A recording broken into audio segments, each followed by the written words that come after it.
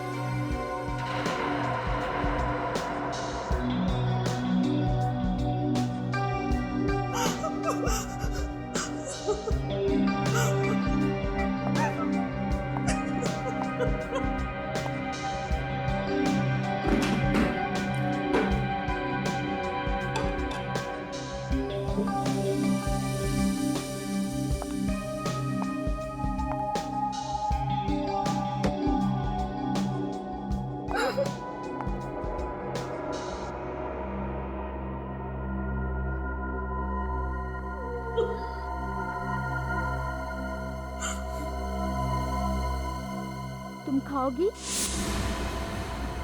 खाओ ना। मैं भी कितनी पगली हूँ, तुम्हारे मुंह पे तो पट्टी बंधी हुई है, तुम खा कैसे सकती हो, है ना? कोई बात नहीं, इसे मैं ही खा लेती हूँ। हाँ?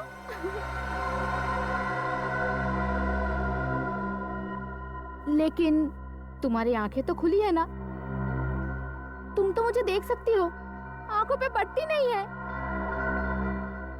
तो तुम मुझे खाता हुआ देखो।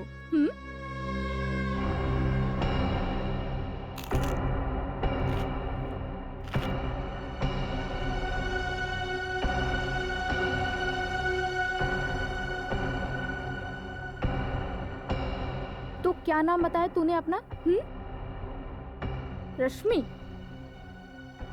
यानी कि रेशम रेशम, मुलायम।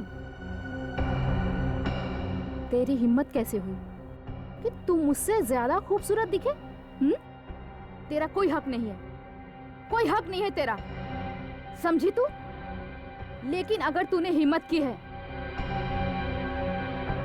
तो हर गलती की सजा होती है ना? बोल, क्या सजा चाहिए तुझे? बोलना। रेशम रेशम, रश्मि।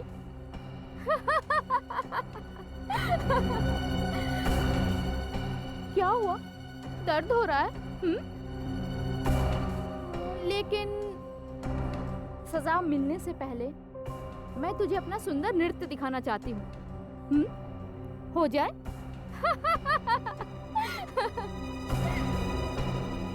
पहले मजा, फिर सजा।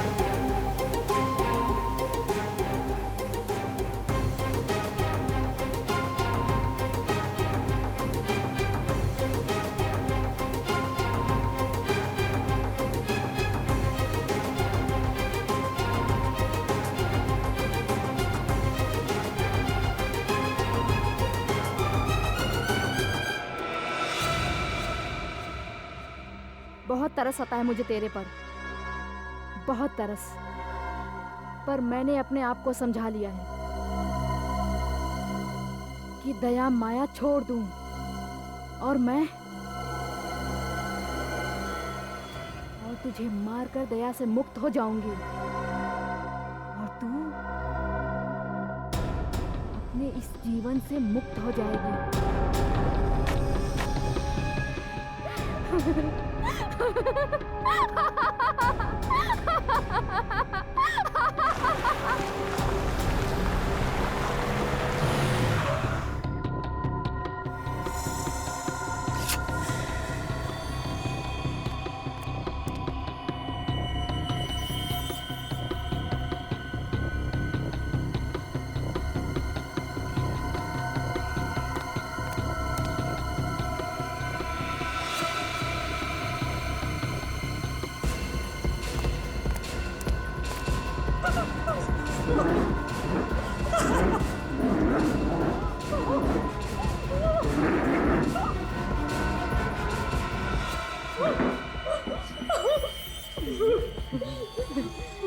अलविदा, अलविदा।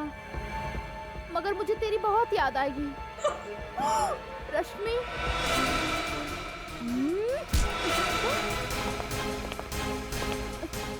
कौन हो तुम? भला कोई किसी औरत को इस तरह पकड़ता है क्या? तुम्हारे घर में माँ बहन नहीं है क्या? छोड़ो, छोड़ो मुझे। सब है। तो फिर छोड़ो ना। ओ भाई साहब, बोलो ना इन्हें, कितना बदतमीज है। छोड़ो। चलो शांत हो जाओ। बदतमीज? बैठ, शांत हो जाओ। अब मैं आ गया हूं ना, तुम्हें कोई कुछ नहीं कहेगा, समझे? हाँ समझी। बीमार है ये, इस वक्त ये अपने आप को एक औरत समझ रहा है। फोन किया है मगर जुर्म का एहसास नहीं से। अजीब बीमारी है सर, ऐसा लगता है जैसे एक ही शरीर में दो लोग हैं। हाँ, जब ये लड़की बन जाता है तो उसे याद नहीं रहता कि जब ये अर्नव था किसने क्या किया था, और जब अर्नव बन जाता है तो लड़की के रूप में क्या किया वो भूल जाता है। रश्मि, तुमने हमसे ये बात क्यों छुपाई कि अर्नव तुम्हारा भाई है? सब मैं डर गई थी। मुझे लगा कि अगर मैंने आपको भैया की बीमारी के बारे में बता दी तो आप इन्हें मुझसे अलग कर देंगे, जेल में डाल देंगे, फांसी दे देंगे। भला इसमें भैया की क्या गलती है कि सब कुछ तो इनकी बीमारी की वजह से हुआ है। तो वैसे सोच भी कैसे सकती हो? तुम्हें पता नहीं था कि ये एक मानसिक रोगी और ऐसे पेशेंट्स को फांसी नहीं होती? और अगर आपने ये बात हमें पहले बता दी होती तो अर्नव का आज इलाज चल रहा होता किसी अच्छे साइकियाट्रिस्ट के पास, और आपकी ये हालत नहीं होती। सर, मैंने भैया का इलाज करने की बहुत कोशिश की मगर ये मानने को तैयार ही नहीं कि ये बीमार है। ये बात तुम्हें समझना चाहिए रश्मि। एक स्प्लिट पर्सनालिटी डिसऑर्डर का पेशेंट तो यही कहेगा ना, उसे तो कुछ याद ही नहीं रहता। सर, इसी डर की वजह से मैं भैया से अलग रहने लगी। भैया कुछ भी कर सकते हैं। अभी आपने देखा ना, अगर आप लोग वक्त पर नहीं आते तो ये तो मुझे मार ही डालते। मुझे नहीं पता था सर कि मेरे जाने के बाद भैया की हालत इतनी बिगड़ जाएगी। तुम चिंता मत करो, किसी अच्छे साइकियाट्रिस्ट को दिखा के अर्नव का इलाज करवाएंगे। अर्नव बीमार है, बुरा नहीं, ठीक हो जाएगा। सूरज, एम्बुलेंस बुलाओ।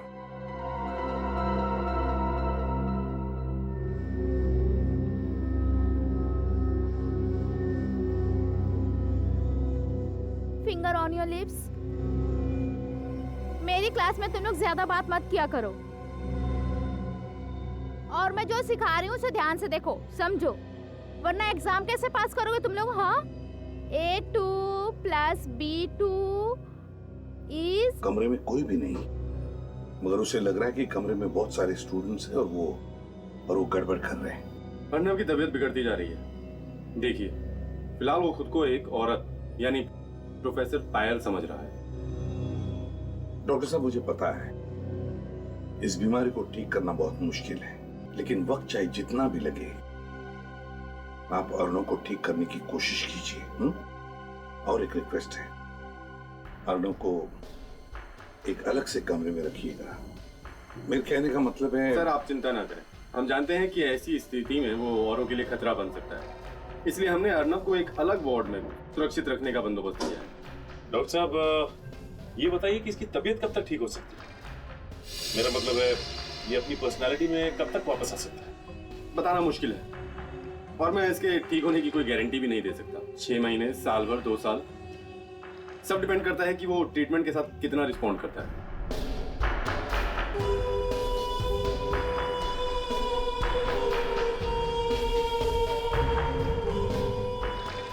ठीक है डॉक्टर साहब, अब हम चलते हैं। अगर आपको कोई भी जरूरत पड़े अर्नव के लिए तो हमें जरूर कहिएगा। Okay, good bye. क्या बात है पंकज, अचानक चुप क्यों? सर, मुझे ऐसे पेशेंट से बहुत डर लगता है सर। अगर वो यहाँ से भाग के मेरे घर आ गया तो? इस बात का डर तो है, हो सकता है ऐसा। अरे नहीं सर, ऐसा मत बोलिए। सर प्लीज, आज मैं अपने घर पे नहीं सोऊंगा। मैं आपके घर पे आके सो जाऊं? एक मिनट।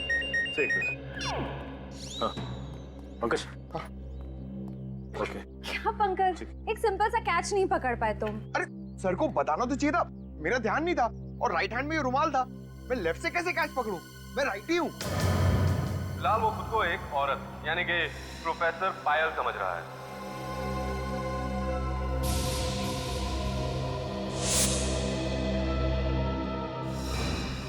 माय गॉड, सचिन,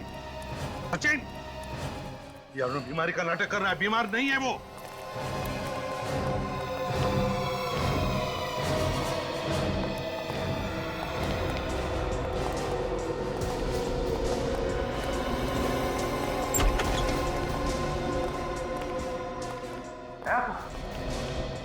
कहाँ गायब हो गया है? क्या हुआ सर? कोई प्रॉब्लम है? प्रॉब्लम तो तुम्हें होगी। झूठ बोलने का नतीजा जानते हो? झूठ? मैंने क्या झूठ बोला है सर? ये अनजान बनने का नाटक बंद करो डॉक्टर। देखिए सर, पहले ये तो बताइए प्रॉब्लम क्या है? प्रॉब्लम ये है डॉक्टर कि तुमने ही बताया था ना कि अर्नव को स्प्लिट पर्सनालिटी डिसऑर्डर है। ये सच है सर, आपने खुद देखा है उसे अजीबोगरीब बर्ताव करते हुए। नहीं, वो बिल्कुल नॉर्मल है। नॉर्मल है? ये क्या कह रहे हैं आप लोग? नॉर्मल है वो। अब कहाँ है इस वक्त? बताओ जल्दी। सर, उसे सेशन रूम में लेके गए। चलो ले चलो हमें। चलिए सर।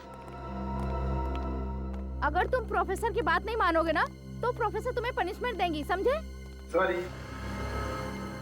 अर्नव,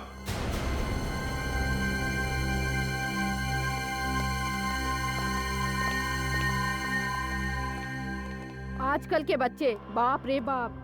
नमस्ते टीचर जी।